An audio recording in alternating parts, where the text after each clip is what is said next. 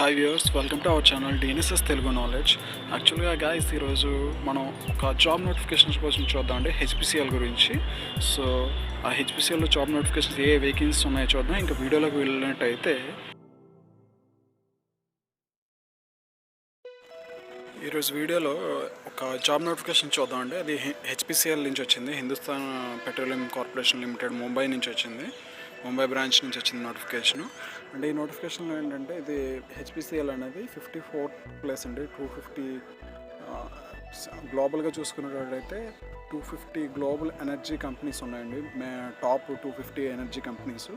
వాటిలో HPCL rank చూసుకున్నట్టయితే 54th ర్యాంక్లో ఉందన్నమాట హెచ్పిసిఎల్. సో ఇందులో కొన్ని జాబ్స్ కోసం మనకి నోటిఫికేషన్ అనేది రిలీజ్ చేశారు.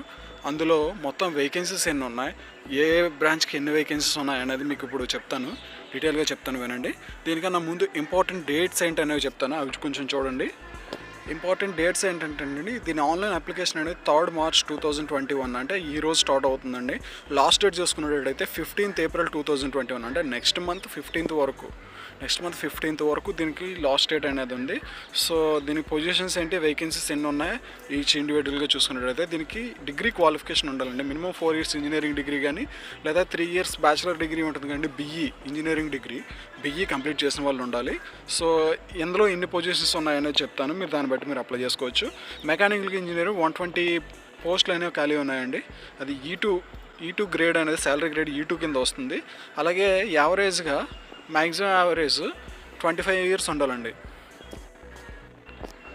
మ్యాక్సిమం ఏజ్ అనేది 25 years ఉండాలండి. క్వాలిఫికేషన్ చూసుకున్నట్టయితే మెకానికల్ అండ్ ప్రొడక్షన్ ఇంజనీరింగ్ ఎవరైతే చేస్తున్నారో వాళ్ళకి కూడా క్వాలిఫికేషన్ ఉందండి. ఇంకా పీడబ్ల్యూడి కేటగిరీ, అంటే పీడబ్ల్యూ కేటగిరీ వాళ్ళు ఎవరెవరు దీనికి ఎలిజిబిలిటీ అంటే ఇక్కడ క్లియర్గా మెన్షన్ చేసే చూడండి.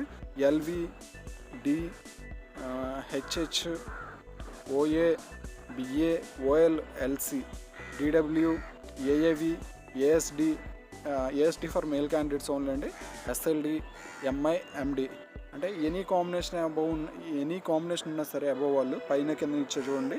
ఇది ఎల్వి కాంబినేషన్. అలాగే కింద చూసుకునేటట్టయితే డిడబ్ల్యూ నుంచి కాంబినేషన్ ఉండదు కానీ ఈ రెండింటిలో ఏదో కాంబినేషన్ ఖచ్చితంగా ఉండాలండి. వాళ్ళు మాత్రమే దీనికి పీడబ్ల్యూడి సర్టిఫికేట్ ద్వారా మీరు అప్లై చేసుకోవడానికి ఎలిజిబుల్. అదే చూసుకుంటే సివిల్ ఇంజనీర్స్ చూసుకుంటే 30 పోస్టులు ఉన్నాయండి. ఇది కూడా శాలరీ గ్రేడ్ అనేది E2లోకి వస్తుంది. మ్యాక్సిమం ఏజ్ లిమిట్ అనేది 25 years maximum age limit. Education qualification civil engineering complete చేసి ఉండాలండి. అది BE అవ్వచ్చు లేదా బీటెక్ అయినా చేసి ఉండాలి. దీనికి కూడా మనకి పీడబ్ల్యూడి అంటే ఫిజికల్లీ హ్యాండిక్యాప్డ్ ఉంటారు కదండి, ఫిజికల్లీ డిజబిలిటీ అని చెప్తాం. వాళ్ళ కాంబినేషన్స్ ఇచ్చారు చూడండి, ఆ కాంబినేషన్లో ఏదో ఒకటి ఫిక్స్ అయ్యి ఉండాలి. ఆ కాంబినేషన్ ఉంటేనే వాళ్ళు అప్లై చేసుకోవచ్చు. ఒకవేళ లేదంటే కాంబినేషన్ మీరు అప్లై చేయలేరు, ఒకటి ఉన్నా సరే మీరు అప్లై చేసుకోవచ్చు. ఇక్కడ మెన్షన్ చేసిన వాటిలో LV, D, HH, OA, BA, OL, BL, DW, AAV, SLD, MI, MD అనేవి ఇచ్చారండి. ఈ విధంగా పర్సనాలిటీ డిజేబిలిటీ ఉన్నవారు కూడా మీకు సర్టిఫికేట్లో ఏ విధంగా మెన్షన్ చేస్తారో ఆ కాంబినేషన్ దీనికి మ్యాచ్ అయితే మీరు అప్లై చేసుకోవచ్చు. అలాగే ఎలక్ట్రికల్ ఇంజనీర్ చూసుకున్నట్లయితే 25 వేకెన్సీస్ ఉన్నాయండి. ఇది కూడా E2 శాలరీ గ్రేడ్లోకి వస్తుంది. మ్యాక్సిమం ఏజ్ లిమిట్ అనేది 25 years అండి. ఎలక్ట్రికల్ అండ్ ఎలక్ట్రానిక్స్ చదివిన వాళ్ళు కూడా దీనికి ఎలిజిబిలిటీనండి. అదేవిధంగా పీడబ్ల్యూడి ఎలిజిబిలిటీ చూసుకున్నట్టయితే ఇక్కడ మనకు క్లియర్గా మెన్షన్ చేస్తుంది, మీరు అక్కడి నుంచి చూడొచ్చు. అలాగే ఇన్స్ట్రుమెంటేషన్ ఇంజనీర్స్ కూడా 25 పోస్ట్ అనేవి ఖాళీ ఉన్నాయండి. ఇది కూడా శాలరీ గ్రేడ్ E2లోనే ఉంటుంది. Maximum age limit 25 years. అలాగే ఇన్స్ట్రుమెంటేషన్ ఇంజనీరింగ్ అనేది చేసి ఉండాలి, లేదా ఇన్స్ట్రుమెంటేషన్ అండ్ కంట్రోల్ ఇంజనీరింగ్ అని చేసి ఉండాలి. ఎలక్ట్రానిక్స్ అండ్ ఇన్స్ట్రుమెంటేషన్ ఇంజనీరింగ్ చేసుకోవచ్చు, లేదా ఇన్స్ట్రుమెంటేషన్ అండ్ ఎలక్ట్రానిక్స్ ఇంజనీరింగ్ కూడా చేయొచ్చండి. సో ఇవండి. ఇప్పుడు మనం ఫిజికల్ హ్యాండిక్యాప్డ్ గురించి చదివాం కదండి. బి అంటే బ్లైండ్ అండి, ఎల్వి అంటే ఎల్వి అంటే లో విజన్, డి అంటే డెఫ్, హెచ్హెచ్ అంటే హార్డ్ హియరింగ్, ఓఏ అంటే 1 arm.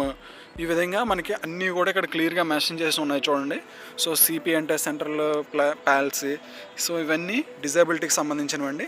నెక్స్ట్ కేటగిరీ వేకెన్సీ చూసుకున్నట్టయితే ఏ కేటగిరీ వాళ్ళకి ఎన్ని ఉన్నాయి, ఎస్సీ వాళ్ళకి, ఎస్టీ వాళ్ళకి, ఓబీసీ, ఈడబ్ల్యూఎస్, జనరల్ కేటగిరీ వాళ్ళకి ఎన్ని పోస్టులు ఉన్నాయనేది చూసుకున్నట్టయితే టోటల్ పోస్టులు అనేవి మొత్తం కలిపి 200 పోస్టులు అనేవి అవైలబిలిటీలు ఉన్నాయండి. మనకి 4 ట్రేడ్స్ ఇచ్చారు కదండి, electronics, instrumentation and electrical and civil, mechanical ఇచ్చారు కదండి. ఈ 4 ట్రేడ్లలో ఇన్స్ట్రుమెంటేషన్ అండ్ ఎలక్ట్రానిక్స్ ఇంజనీర్స్, అలాగే ఎలక్ట్రికల్ ఇంజనీర్స్, సివిల్ ఇంజనీర్స్, అలాగే మనకి ఇంకో ట్రేడ్ ఏంటంటే మెకానికల్ ఇంజనీర్స్. ఇవన్నీ కలిపి 200 పోస్టులకి వేకెన్సీ ఇచ్చారండి. అందులో ఎస్సీ వాళ్ళకి 20 పోస్ట్స్ అనేవి రిజర్వ్ చేయబడి ఉంటాయి. అలాగే ఎస్టీ వాళ్ళకి 18 పోస్టులు రిజర్వ్ చేయబడి ఉంటాయి. ఓబీసీ, ఎన్సీ అంటే ఓబీసీ నాన్ క్రీమీ లేయర్ వాళ్ళకి 49 పోస్టులు అనేవి రిజర్వ్ చేయబడి ఉంటాయి. అలాగే ఈడబ్ల్యూఎస్ సర్టిఫికేట్ ఎవరైతే ఉందో వాళ్ళకి 20 పోస్టులు రిజర్వ్ చేయబడి ఉంటాయి.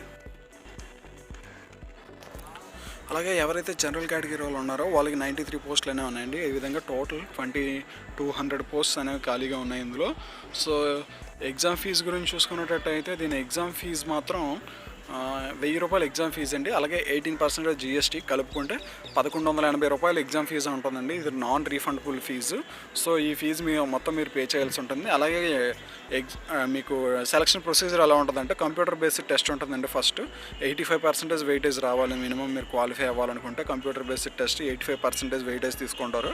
మీరు 100 మార్క్స్ రాసినా సరే 85 మార్క్స్కి వాడు క్యాలిక్యులేట్ చేస్తాడు. సో ఇక్కడ వీడు ఏమి ఇచ్చాడు చూడండి, minimum qualification in domain section 50% for all categories minimum 50% వచ్చి ఉండాలి. అలాగే టెక్నికల్ వాళ్ళకి చూసుకున్నట్టయితే 60% ఫర్ జనరల్ అండ్ ఈడబ్ల్యూఎస్ వాళ్ళకి వచ్చి ఉండాలి. టెక్నికల్లో నార్మల్ మినిమం క్వాలిఫికేషన్ జనరల్ డొమైన్లో చూసుకున్నట్టయితే 50% రావాలి.